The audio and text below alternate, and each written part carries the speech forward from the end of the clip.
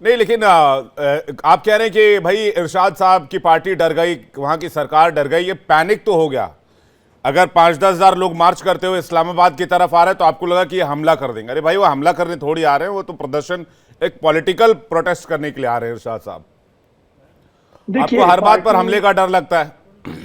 हमारी पार्टी की हुकूमत नहीं, हमारे मुल्क की हुकूमत है, हमारे लोगों की हुकूमत है, और पाकिस्तान हमारा है और हम सब पाकिस्तानी हैं। पहले तो ये याद रखिए कि कोई हिंदुस्तान से हमला करने नहीं आ रहा है। मेरे लोग हैं, मेरे तो यही मेरे तो आपको लगा पाकिस्तान कि के भाई लोग हैं, चढ़ाई, मेरे केसीके इस्लामाबाद पे के लोग हैं, चढ़ाई कर देंगे।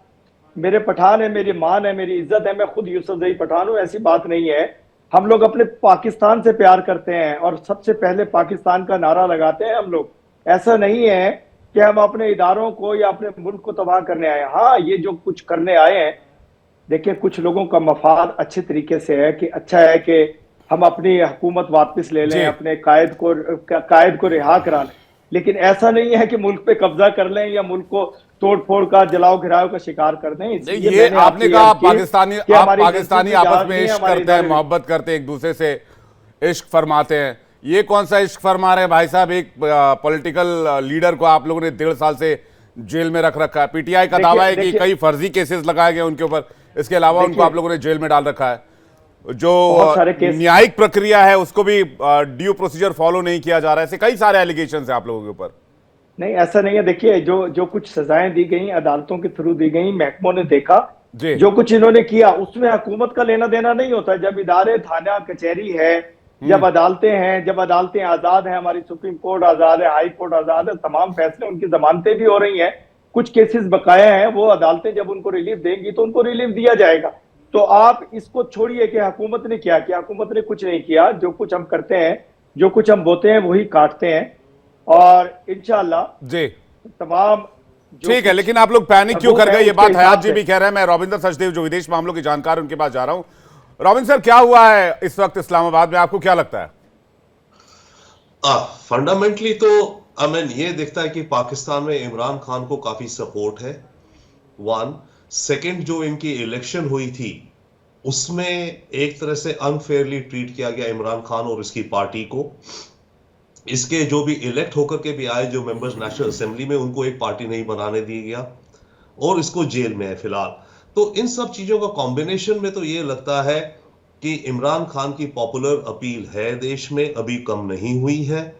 और अब अगर इतनी बड़ी तादाद में लोग आ रहे हैं तो इसका मतलब कि वो एनर्जी कहें या जो भी कहें, वो चिंगारी या वो पूरा मोमेंटम ज्यादा बढ़ गया है। और एक तरफ से ये क्लियरली इंडिकेट करता है इन अ वे, हम चाहे जो भी कहें, कि पाकिस्तान की गवर्नेंस, डेमोक्रेसी पे मैं नहीं जाऊंगा, बट गवर्नेंस फेल होती नहीं तो इनकॉम्पिटेंट दिखती है। अव्वल तो ऐसी मार्च कैपिटल तक आने की जरूरत थी क्या थी, जो भी मामले थे। दूसरी बात, कैपिटल को ऐसा फोर्ट्रेस बनाने की क्या जरूरत थी, कंटेनर्स लगा के ये कर दिया गया। तो ये इंडिकेट करता है कि जो भी पॉलिटिकल प्रोसेस है पाकिस्तान में वो ठीक से नहीं चल रहा है। एंड फिलहाल की जो सरकार है, of course with support of the Pakistan military and intelligence, जो भी कहिए पाकिस्तानी आर्मी मिलिट्री ही हम कहेंगे, वो कुछ डिलीवर नहीं कर पा रही। नहीं तो लोग इतने क्यों आ रहे हैं सड़कों पे?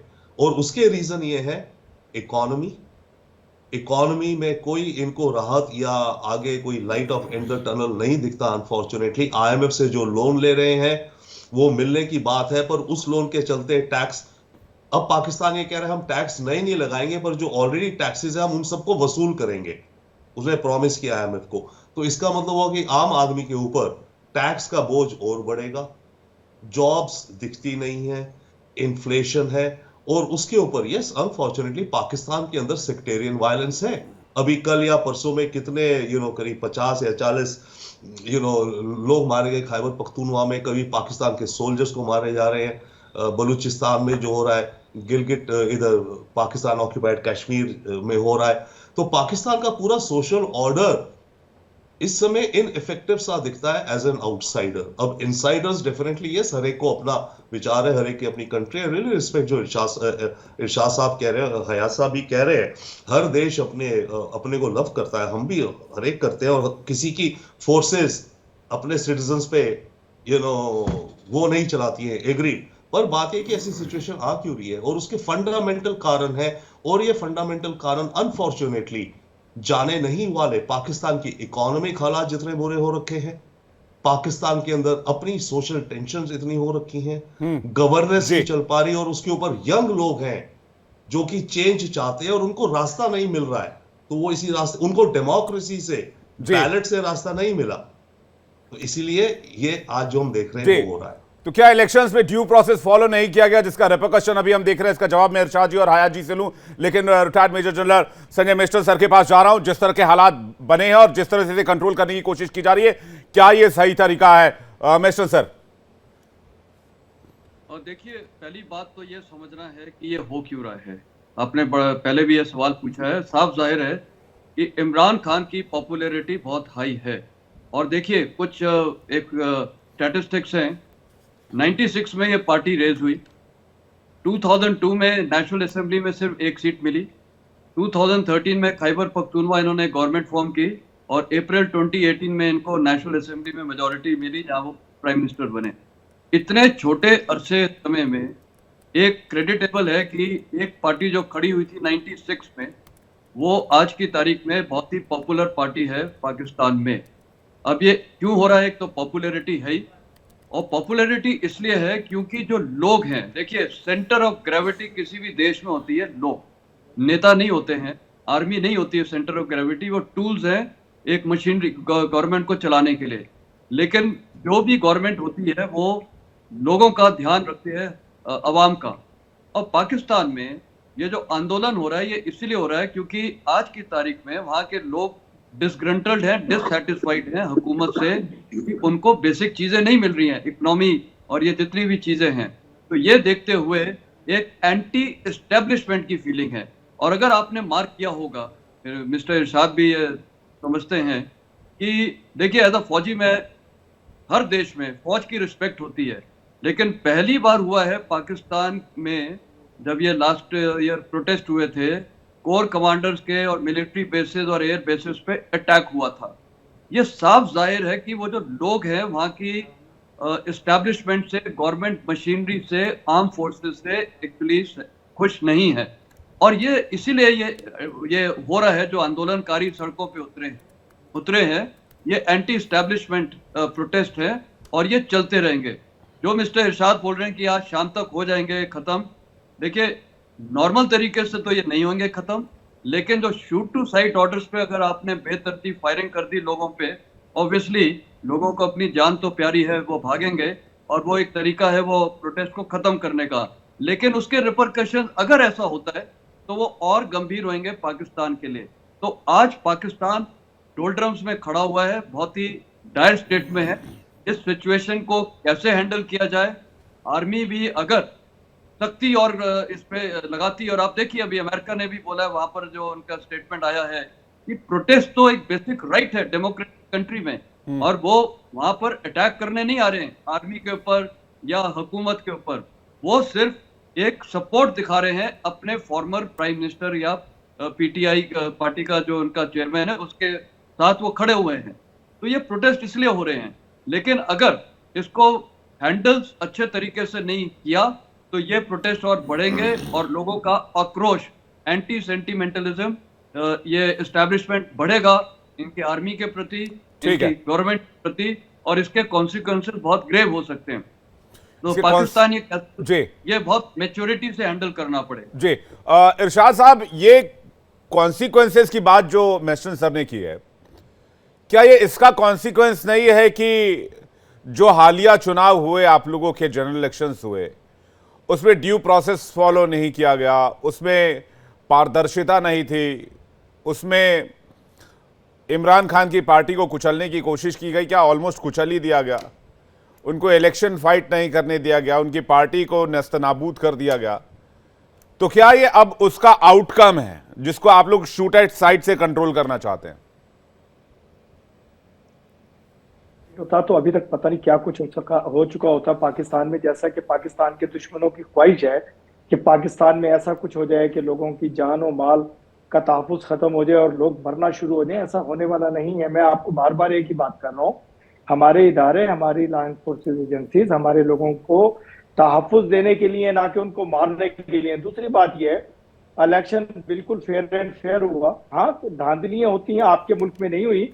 राहुल गांधी अभी तक चीख चीख करके कहते हैं कि उनकी सीटों को जब्त कर लिया गया, उनके साथ धांधली हुई। कश्मीरी कहते हैं कि कश्मीर में धांधली हुई। ऐसी बात ना कीजिए कि सिर्फ पाकिस्तान में ऐसा कुछ हो गया जो कि दुनिया में नहीं होता, कोई अजूबा हो गया। ये पूरी दुनिया में जहां भी इलेक्शन होते हैं कुछ ना कुछ होता ऐसा है कि दूसरी अपोजिशन के लोग, हाँ मैंने ये देखा कि अमेरिकन वाकई कबूल करते हैं अपनी हार को और अपनी जीत को। सिर्फ हिंदुस्तान, पाकिस्तान, बांग्लादेश, कश्मीर, ये लोग जो हम लोग हैं, हम लोग एक दूसरे पे इल्जामबाजी से बाज नहीं आते, और हम करते भी हैं कुछ ना कुछ ऐसा कि इल्जाम लगाया जाए हम पे। तो आप ऐसा ना कहें इरशाद कि साहब, पाकिस्तान में ऐसा हो गया कि हमारे उनके हक पे इरशाद डाका साहब, डाल दिया गया। बाइज्जत, मैं आपको बाइज्जत और एक बात बस इसमें ऐड करना चाहता हूं, अपना जवाब जारी रखिएगा। भारत के लोकतंत्र की एक साख है पूरी दुनिया में, इज्जत है। बस मैं इतना ही कहना चाह रहा था आपसे, आपका जवाब पूरा कर मैं ये लीजिए। कह रहा हूं कि पाकिस्तान की इज्जत हिंदुस्तान से ज्यादा होगी अल्हम्दुलिल्लाह पूरी दुनिया में। देखिए, मैंने एक दिन पहले भी कहा था कि कनाडा से मेरे एम्बेसडर को निकाला नहीं गया, धुतकारा नहीं गया, दहशतगर्द का सर्टिफिकेट देके मेरे एम्बेसडर को नहीं निकाला गया, आप लोगों के एम्बेसडर को निकाला गया। ऐसी पेशन गोइयां मत किया करें जो झूठ साबित हो नहीं, जाए नहीं, आपकी। इरशाद साहब, आपके अच्छा, चैनल पे आपके चैलेंज जी। करता हूं कि आप मुझे बताइए इरशाद साहब, बहुत गंभीर मसले पर, इरशाद साहब बहुत गंभीर मसले पर बातचीत हो रही है, यूं चुटकुले ना मारा करें प्लीज। पाकिस्तान को मत ऐसा कीजिए। मैं आपके चैनल पे हम तो देखिए, करता हूं कि आप साबित कीजिए कि आपके लोगों इरशाद को साहब, कनाडा हम से धुतकार के निकाला या नहीं निकाला। हम वो दूसरे तरीके के आपके डिबेट चैनल वाले पे नहीं है चैलेंज जो बात आप समझ रहे हैं। मैंने तो पाकिस्तान के चैलेंज है बेसिक मेरी इश्यूज तरफ की से। बात की, जो आज तस्वीर मैं पूरी दुनिया में बेसिक इश्यूज पे मैं बोल रहा हूं। जो चर्चा का विषय बना हुआ है। भाई साहब, शूट एट साइट का ऑर्डर दे दिया गया है, आर्मी को खुली छूट है। तो नहीं किया किसी को। देश, मैंने ये कौन से देश में सेना को किसी किसी को भी अपने ही लोगों को गोली मार देने का आदेश जारी किया जाता है? बताइए जरा। देखिए, मेरे लोगों को कभी भी गोली नहीं मारी जाएगी। गोली उसको मारी जाएगी जो दहशतगर्दी की नीयत से आया है, जो इस्लामाबाद में अनारकी फैलाने आया है, जो पाकिस्तान की तबाही के एजेंडे पे है। उसको वाकई नहीं छोड़ा जाएगा, उसको वाकई करार, वाकई सजा दी जाएगी। मेरे इदारे पहचानते हैं उन मुल्क दुश्मनों को जो मुल्क से दुश्मनी कर रहे हैं, और जो मुल्क से दुश्मनी का हाथ बटा रहे हैं, जो जिन लोगों से मिलकर के मुल्क को तबाह करने की कोशिश कर रहे हैं। मेरे इदारे जानते हैं, और इंशाल्लाह हम पकड़ करके दिखाएंगे, साबित करेंगे कि हमारी एजेंसी जाग रही है, सोते नहीं है मेरे इदारे, मेरे सरबराहान। इंशाल्लाह आपको मैंने अगर आज ये अमल ना हुआ तो कल तक इंशाल्लाह होगा। मेरी बात देखिएगा। देखिए, हम तो हमेशा कहते हैं कि भाई हमारा पड़ोसी मुल्क जो भी हो, लोग नहीं है, वहां शांति रहे, अमनो अमान रहे, खुशहाली रहे, आतंकवाद का रास्ता छोड़कर सभी अच्छे रास्ते पर आगे बढ़ें। हमने तो हमेशा यही कामना की है और हमने यही बात की है, इसके अलावा कोई बात की ही नहीं। हैदर हयात, खैर मैं इस पर नहीं जाना चाहता, डिबेट दूसरी तरफ चली जाएगी। आज पाकिस्तान के हालात पर चर्चा हो रही है। हैदर हयात से जवाब ले लेते हैं। हैदर, क्या ये मामला वहीं से शुरू होता है जब पाकिस्तान में जनरल इलेक्शंस हो रहे थे और इमरान खान की लोकप्रियता को दबाने की कोशिश हुई, जिसका नतीजा आज सड़कों पर है? देखिए, इस सवाल के जवाब से पहले मुख्तसरन मैं ये बात कहूंगा कि आप जैसे चंद अच्छे लोग हो सकते हैं कि भारत में बैठकर ये ख्वाहिश करते हो, बल्कि मैं कहूँगा कि मेजॉरिटी लोग ये ख्वाहिश करते होंगे कि इसके गिरदनवा में जो ममालिक हैं, जो इसकी नेबरिंग कंट्रीज हैं, उनके हालात बेहतर हो। लेकिन अनफॉर्चुनेटली दिल्ली में वजारत उज़्मा के मनसब पर फाइज जो शख्स है वो इस तरह की हरकतें करने से बाज नहीं आता कि भारत के हमसाया ममालिक का अमन और सुकून बर्बाद हो। अब मैं आपके सवाल के जवाब की तरफ आता हूँ। ये कहानी 2024 के जनरल इलेक्शन से शुरू नहीं होती, ये उससे थोड़ा पहले जब इमरान खान साहब के खिलाफ नो कॉन्फिडेंस मोशन आया और नो कॉन्फिडेंस मोशन के जरिए इमरान खान साहब को वजारत उज़्मा के मनसब से जो है वो फारिग किया गया और पाकिस्तान में पीडीएम की गवर्नमेंट फॉर्म हुई। उसके बाद इमरान खान साहब की पॉपुलैरिटी जिस तरीके से पब्लिक में बढ़ी, जिस पेस के साथ, जिस स्पीड के साथ, और वो आज की डेट तक बढ़ती चली जा रही है। अगर उससे पहले के हालात का जायजा ले तो इमरान खान साहब जिस वक्त इक्तदार में थे, मुल्क में होने वाले हर बाई इलेक्शन में पाकिस्तान तहरीक इंसाफ जो इमरान खान साहब की जमात है उसको बुरी तरह शिकस्त मिली। लेकिन शायद उस वक्त की अपोजिशन की पार्टीज जो आज जिनमें से मेजॉरिटी जो है वो गवर्नमेंट में बैठी हुई है, उन्होंने हालात का सही तरीके से जायजा नहीं लिया, पब्लिक पल्स को बेहतर तरीके से रीड नहीं किया और इमरान खान साहब को इक़्तिदार से बाहर करने की लालच के अंदर उन्होंने अपने पांव पर कुल्हाड़ी मारी। और जो पीडीएम गवर्नमेंट थी उसके बाद जो 2024 के इंतखाबात थे और इंतखाबात के अंदर जिस तरीके से नताइज को इन पार्टीज ने इलेक्शन कमीशन के साथ मिलकर मैनेज किया, अगर 2024 के इंतखाबात के सही नताइज के मुताबिक गैर मैनेज नताइज के ऊपर भी पाकिस्तान तहरीक इंसाफ मुल्क में सबसे बड़ी सियासी जमात थी, लेकिन वहां पे भी इमरान खान साहब भी चूंकि पॉलिटिकली बहुत से मौकों पे मेजोरिटी का इजहार नहीं करते, उस वक्त उनको गवर्नमेंट फॉर्मेशन की ऑफर थी, लेकिन वो कुछ ऐसी जिद और अना के अंदर बैठे रहे कि उन्होंने वो ऑफर्स एक्सेप्ट नहीं की और आज नौबत ये आ गई है कि उनको अपनी रहाई के लिए कॉल देना पड़ी और हजारों की तादाद में पाकिस्तान तहरीक इंसाफ के सपोर्टर्स सड़कों पर मौजूद हैं। ये बात दुरुस्त है कि लोग पाकिस्तान में हालात से परेशान हैं। ये इस एहतजाज के लिए निकलने वाला हर शख्स सिर्फ इमरान खान की रहाई नहीं चाहता। इस एहतजाज में निकलने वाले जो लोग हैं उनमें बहुत से लोग वो हैं जो हुकूमत की नाकिस पॉलिसियों की वजह से परेशान हैं।